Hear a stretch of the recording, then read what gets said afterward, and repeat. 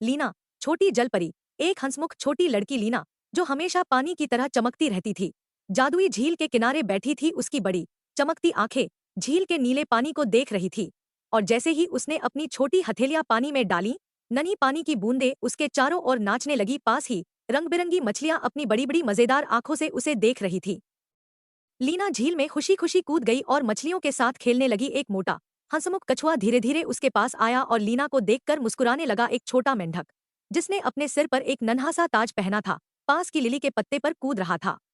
लीना की हंसी पूरे जंगल में गूंज उठी। कुछ दिनों बाद सूरज बहुत तेज चमकने लगा और झील का पानी धीरे धीरे कम होने लगा। हरी भरी घास सूखकर पीली पड़ गई और पेड़, जो पहले मुस्कुराते थे, अब दुखी लगने लगे। प्यारे छोटे जानवर जैसे हिरण और खरगोश प्यासी आंखों से लीना की ओर देखने लगे।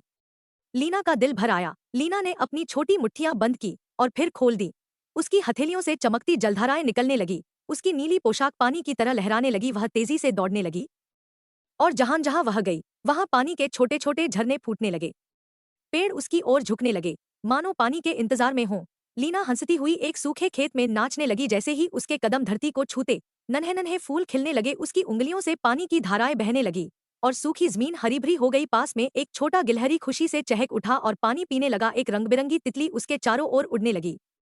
लीना घने जंगल में दौड़ी और अपनी हथेलियां ऊपर उठाई। नन्ही नन्ही जादुई ओस की बूंदें पेड़ों पर गिरने लगी। पेड़ों की पत्तियां चमकने लगी और वे फिर से हरे भरे हो गए। पक्षी खुशी से चहचहाने लगे और जुगनू अंधेरे में सितारों की तरह चमकने लगे। लीना ने आकाश की ओर देखा और मुस्कुरा दी। उसका शरीर हल्का और चमकदार होने लगा। धीरे धीरे वह एक छोटी चमकती जल बूंद में बदल गई और धीरे धीरे हवा में ऊपर उठने लगी। नीचे की धरती अब फिर से हरी भरी थी और जानवर खुशी से उछल रहे थे।